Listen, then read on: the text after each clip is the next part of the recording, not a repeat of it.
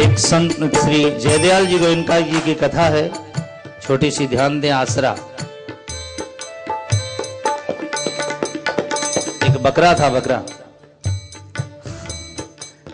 था, अपने साथियों के रेवड़ के साथ घूमने जा रहा था जंगल में। बकरी के साथ गया था घास चरने और वहां रास्ता भटक गया।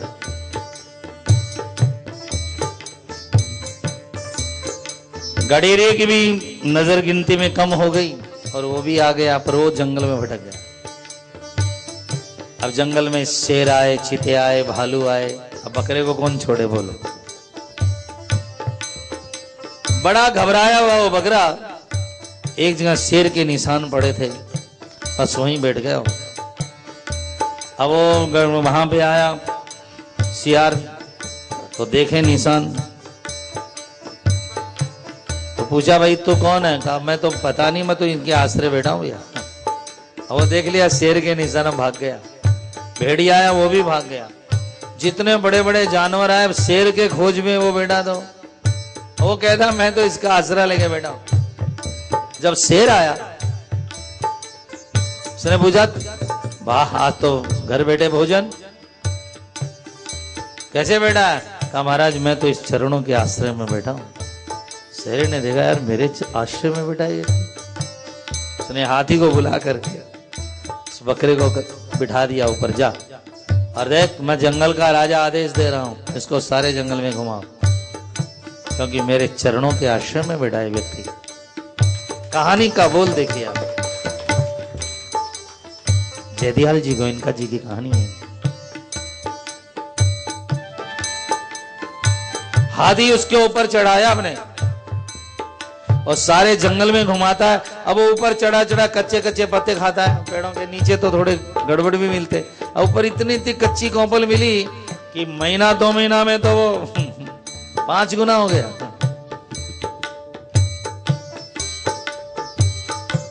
और शेर ने कह दिया खबरदार, इसको तकलीफ नहीं होनी चाहिए क्योंकि आसरा मेरा। और एक दिन उसको वही गडेरिया दिखा और वही परिवार की बकरियां दिखी। मन आया यार बहुत दिन हाथी के ऊपर हो गए, चल अपने परिवार में चलते हैं। छलांग लगाई और परिवार में चला गया और गया। और उसी दिन इतने मोटे ताजे बकरे को देखते ही एक कसाई की नजर पड़ गई। उसने गडेरिया से कहा क्या दाम का? 500। कहा 600 ले। अरे ये बकरा मेरे को दे। और उसी दिन उसको सल्टा दिया। तो एक दोहा बना साहब, हाथी के होदे चढ़ो कच्ची कोंपल खाए। अजी हाथी के होदे चढ़ो काची कोमल खाए। शरणों लियो परिवार को तो गर्दन धीमी लटा। शरणों लियो परिवार को तो कोई बेटे का, परिवार का, भाई का आश्रय ले लो, कट जाएगी। आसरा लेना है तो बस माँ भाई माँ, मैया जी माँ का आश्रय लो मेरे भाई। जोता वाली पहाड़ा वाली कभी अनबैराग है, कभी अनुराग है। जहाँ बदने हिमाली वही बाग है। मेरी चाहत की दुनिया बसे ना बसे, मेरी चाहत की दुनिया बसे ना बसे, मेरे दिल में बसेरा तेरा चाहिए आसरा। इस जहां का मिले ना मिले मुझको तेरा सहारा, सदा चाहिए। प्रेमी याद कीजिए, भगवान ने सर्वशक्ति संपन्न बनाया जगत को। और एक बात और, हर चीज की अनुभव के लिए हर इंद्रियां बनाई। अब आपके जुखाम हो जाए, नाक बंद हो जाए और फिर आपको ला करके कोई फूल दे, तो भाई नाक से तो सुगंध नहीं आ रही, तो क्या आप मुंह से ले सकते हैं? नहीं ना। सुगंध लेने का काम कौन सी इंद्री करती है? नाक। अब आपके कान में कोई रुई लगा दे, फिर कोई सुनने का काम चलो नाक से कर लो, तो आप कर सकते हैं? भगवान ने हर चीजों के लिए इंद्री। अब आंख का काम क्या है? देखना काम है साहब, काम का काम सुनना है। नाक का काम आपका सुगंध अनुभव करना है, बोध होना है। यदि आंख न रहे तो दिखेगा नहीं, कान नहीं है तो सुनेगा नहीं, और हाथ नहीं है तो आप पकड़ नहीं सकोगे, और नाक नहीं है तो आप सूंघ नहीं सकोगे। हर इंद्रियों का अलग अलग काम है। इसी तरह भगवान का आपको बोध करना है, तो आंख से होगा क्या? नहीं। भगवान कृष्ण ने कहा, अर्जुन इन आंखों से तो हमें नहीं देख पाओगे। दिव्यम ददामी ते चक्षु पश्चिमे योगमैश्वरम, तेरे लिए अच्छी चक्षु देते हम, लो। और दी, और भगवान का विराट रूप दिखा। आपकी इंद्रियां नाक से जैसे आप और सुगंध का काम करते हैं, मुंह से नहीं कर सकते हैं साहब। अब कान के पास लगाओ कि गेंदा की खुशबू कैसी है, चमेली की खुशबू कैसी, तो कान बताएगा क्या? कान ही हम करोड़ों खर्चा कर देंगे, कोई ऐसा काम करवा लेंगे, कान बता देगा। ऐसा होता है। इसी तरह भगवती मां का जिसको बोध करना है, आंख से नहीं होता है साहब, हाथ से नहीं होता है। हाथ से मां की सेवा होती है, पैर से मां की तीर्थ यात्रा होती है। तब भगवान का आपको देखना तो आंख से नहीं, नाक से नहीं, परमात्मा आत्मा का संबंध, आत्मा और परमात्मा का संबंध है। आप आत्मा लगा दीजिए भजन में, कीर्तन में, साधना में, देखिए परमांबिका आपके घर आती है कि नहीं आती है। क्योंकि परमात्मा का अनुभव आत्मा से होता है, जैसे सुगंध का अनुभव नाक से होता है। कई लोग भगवती का दर्शन करने के लिए जाते हैं, अपनी आत्मा को आंख में लगा देते हैं। तो जहां आत्मा से आंख में आत्मा लगी तो दिव्य आंख हो गई। ऐसे कई लोग कथा सुनते हैं ना, तो आत्मा लगा देते हैं कि आज भगवान सुनाई देंगे हमको, तो प्रेम से सुनते हैं कथा को। ये आत्मा लगाओगे तभी परमात्मा का दर्शन हो पाएगा साहब। ऐसे दर्शन एक प्रक्रिया है भगवान को देखने की भी। अब देखो, आपने बड़ का पेड़ देखा है, पीपल का पेड़ देखा है ना? बड़ और पीपल का पेड़ देखा है आपने? एक बड़ के पेड़ में कितने बीज होते हैं? एक बीज जो होता है, उस एक बीज में 10,000 तक बीज हो जाते हैं, एक बीज में। गोल बोलते हैं उसको, गोल। पीपल की जो पेड़ फल लगते हैं उसको पिप्सी बोलते हैं। उसके अंदर एक एक में 1,000, 2,000, 5,000 बीज होते हैं, और एक बड़ में वैसे लाखों लगती हैं। अब लाखों के बीज कितने हुए? करोड़ों करोड़ों। यदि सारे बीज धरती पर गिरते और उनसे वृक्ष पैदा होने लग जाते तो पूरी दुनिया खाली बड़ पीपल से भर जाती। ध्यान देना बात को। अरबों खरबों बीज हो गए। एक पेड़ में जब करोड़ों बीज हुए तो करोड़ों पेड़ में कितने हो गए? लेकिन भगवान ने कुदरत ऐसी बना दी कि बड़ और पीपल का जो बीज गिरता है ना, उससे वृक्ष पैदा नहीं होता। कितना छोटा होता है बताओ जी बड़ का बीज? राई के दाने से 10वां छोटा हिस्सा। हाँ देखिए, कभी बड़ के फल लगते हैं लाल लाल, थोड़ी राई के दाने से 10वां छोटा हिस्सा। इतना छोटा है, आप ऐसे रगड़ोगे ना तो बार बार रगड़ोगे तब आएगा एक, हाँ कनकी सी आ रही है कुछ। इतना महीन वृक्ष, और दुनिया का सबसे बड़ा वृक्ष पैदा होता है उससे। बट जितना बड़ा कोई नहीं है ना। हमारे कलकत्ता में बोटानिकल गार्डन में इतना बड़ा वट का वृक्ष है कि आज तक कोई उसकी शाखा नहीं गिन सका, कितनी डाल है उसको।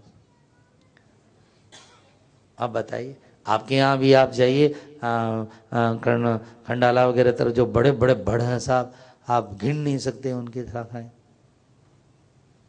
लेकिन भगवान ने कुदरत कर दी, क्या कर दी कि बड़ और पीपल का जो बिया गिरेगा उससे वृक्ष पैदा नहीं होगा।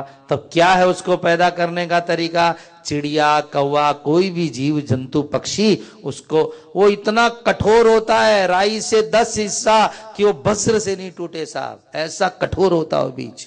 छोटा कितना है? राई से भी 10 गुना छोटा, पर इतना कठोर है वज्र से भी नहीं टूटे वो।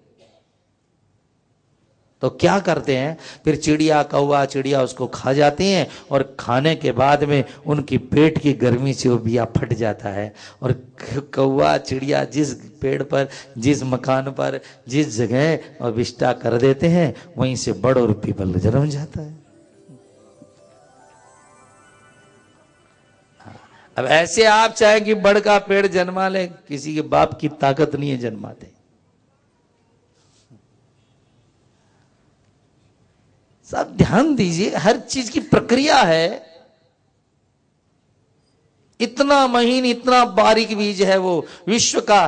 तो मां दुर्गा की भगवती जो है ना, बीज रूपा है, वो इतना छोटा बीज है कि पूरे ब्रह्मांड को पैदा करने की शक्ति रखती है मां।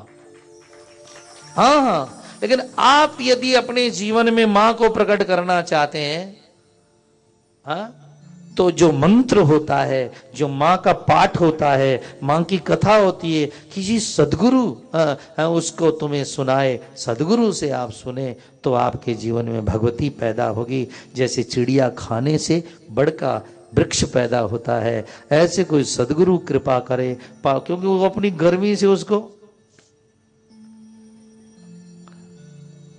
तो ज्यादा उलझन वाली कथा नहीं है, बस समझने की कथा है बाबा। जैसे कठोर से कठोरतम बीज चिड़िया के पेट में जाके गर्मी से फटता है और फिर वृक्ष पैदा हो जाता है, इसी तरह तुम्हारी साधना, तुम्हारा चिंतन, तुम्हारा भजन, तुम्हारे भजन के बीज को इतना पका देगा कि एक दिन परमेश्वरी तुम्हारे जीवन में प्रकट होगी। भजन करो। आग में चावल पकता है, रोटी पकती है, भैया भजन करोगे तो तुम्हारा भजन का बीज पकेगा। महाराज कितना करें, अरे देख के काली निशा, ऐ मना मत हो उदास, बंद कलियां फिर खिलेंगी। हाँ, बंद कलियां फिर खिलेंगी रुत बदल जाने के बाद। क्या घबरा रहा है? शुरू होता है इंसान ये ठोकरें खाने के बाद, रंग लाती है हिना पत्थर पे पिस जाने के बाद। मेरे प्रेमियों, ये जो विवेकानंद जी थे ना, संत विवेकानंद, वो कॉलेज के विद्यार्थी थे और उनको बचपन से ही अध्यात्म की तरफ जाने की बड़ी चेष्टा थी। अध्यात्म से जुड़ने के लिए वो रात दिन बेचैन रहते थे। बड़े बड़े संतों के पास, बड़े बड़े महात्माओं के पास, बड़े बड़े ज्ञानियों के पास में वो गए और जाकर के सबसे उन्होंने एक प्रश्न पूछा, क्या आपने भगवान को देखा है? तो लोग बोलते हैं कि भाई देखा तो नहीं है। तो वो कहते थे जब तुमने ही नहीं देखा तो हमें क्या दिखाओगे, चलो यहां से। महाराज बड़े बड़े काशी के, बड़े बड़े कश्मीर के बड़े बड़े विद्वानों को विवेकानंद जी ने हटा दिया। एक ही प्रश्न था उनको, अरे जो खुद नहीं देखा हो दूसरे को क्या दिखाएगा? बात भी लग रही है ना सच आपको? अरे बात सच नहीं है साहब। बड़े बड़े विद्वानों के पास में गए, बड़े बड़े ज्ञानियों को, और उन्होंने एक ही प्रश्न, क्या आपने देखा है? जब नहीं देखा तो भगवान की बात क्यों करते हैं आप? और एक दिन रामकृष्ण परमहंस के पास में पहुंचे और रामकृष्ण परमहंस से भी ये प्रश्न किया, क्या आपने भगवान को देखा है? कैसे? कहा जैसे तुम सामने खड़े हो ऐसे ही देखा है। फिर उन्होंने कहा कि मैंने देखा कि नहीं देखा है छोड़, मैंने देखा कि नहीं देखा, तू देखना चाहता है क्या? तो उन्होंने कहा जब आपने नहीं देखा तो मुझे क्या दिखाओगे? तो उन्होंने दृष्टांत बंबई का दिया था, पढ़ना रामकृष्ण की। हाँ, उन्होंने कहा कोई आदमी रेल में बैठ करके रेलवे के काउंटर पर जाता है और जाके कहता है एक टिकट जरा बंबई का, एक टिकट जरा बंबई का देना। अरे भाई टिकट आप खरीदने काउंटर पे गए और खरीदते खरीदते आपने उस टिकट देने वाले से बोले कि भैया तू बंबई गया कि नहीं गया? वह बोला मैं तो रोज हजारों टिकट काटता हूं लेकिन कभी बंबई, कलकत्ते से हजारों टिकट रोज काटता हूं लेकिन कभी बंबई। आप कहेंगे पैसा वापस कर, जब तू ही नहीं गया तो हमको क्या भेजेगा? ऐसा वह कहता है यार मैं रोज 1000 चीड़ काट करके 1000 टिकट रोज काट के हजारों लोगों को भेज रहा हूं, काउंटर पर बैठा हूं, टिकट दे रहा हूं। कहा तू गया कि नहीं गया? कहा मैं तो नहीं गया। कहा तो तू क्या जाएगा? तू नहीं गया तो बंबई हमको क्या भेजेगा? यही बात यह है, लोग जाते हैं तो संतों से पूछते क्या आपने भगवान को देखा है? अरे हमने देखा कि नहीं देखा यार, छोड़, तू देखना चाहता है क्या? हमने लाखों को भेज दिया उसके पास। अब तो विवेकानंद को पैर पकड़ने पड़े रामकृष्ण के पास। हाँ महाराज मैं देखना चाहता हूं। देखना चाहते हो तो ठीक है, दिखा दिया जाएगा।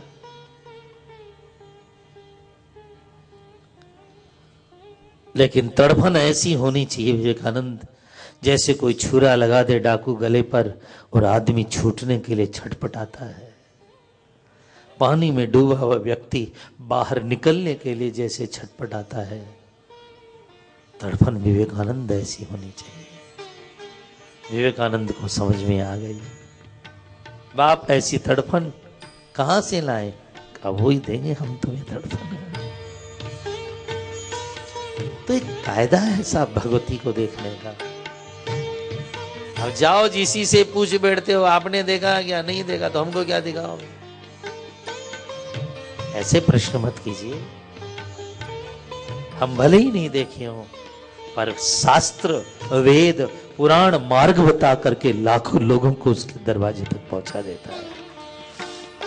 गीता ने देखा है, रामायण ने देखा है, देवी भागवत ने देखा उस ब्रह्म को, भगवती को।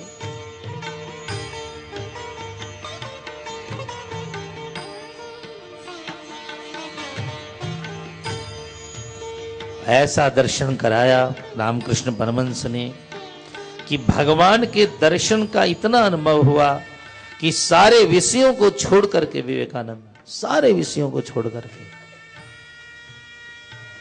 अमेरिका में गए। जो भगवान ज्योति उन्होंने जलाई कि सारे देसी विदेशी लोग उनके पीछे डोल पड़े, लाखों उनके अनुयायी हुए। आज भी 300 से ज्यादा उनके आश्रम हैं पूरे विश्व में। तो मैं आपको इतना बताना चाहता हूं प्रेमी जनों, ये मां परम्बा भगवती मां आती है, रोज आती है, रोज अपने बच्चों से मिलती है और रोज अपने बच्चों को अपने गले लगाती है। इसके बिना तो संसार में रहना ही मुश्किल है साहब। आइए मां के चरणों में हम बारंबार प्रणाम करते हैं। छोटा बच्चा धूप में खेलता हो, माँ बार बार आवाज लगाती है, वो नहीं आता, फिर लगाती नहीं आता, तो दौड़ के पकड़ के लाती है, उसको खिला पिला के 2-4 थप्पी मार मोर करके सुला देती है। बस यही परम्बा माँ राजराजेश्वरी भगवती का कारण है प्रेमी जनों। अपने थके मादे बच्चों को यही भगवती निद्रा रूप से आकर के सदा आराम देती है। ऐसी माँ के चरणों में हम प्रणाम करते हैं। एक बार प्रेम से गान कीजिए। माँ माँ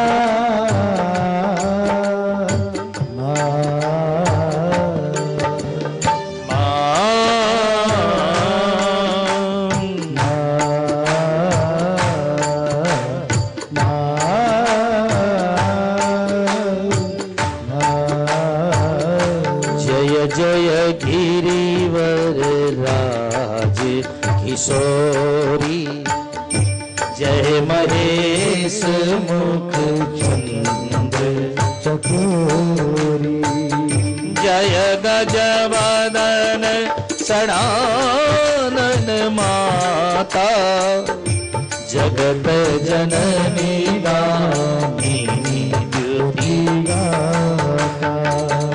नहीं तब आदि मध्य अवसार, अमित प्रभाव वेद नहीं जाना। भव भव विभव पराभव कारण, विश्व विमोहिनी स्ववश विहारिणी, विश्व विमोहिनी स्ववश विहारिणी। सेवत तो ही सुलभ फल चारी, वरदायनी त्रिपुरारी पियारी। देवी पूजी पद कमल तुम्हारे, बोलिए देवी पूजी पद कमल तुम्हारे। सुर नर मुनि सब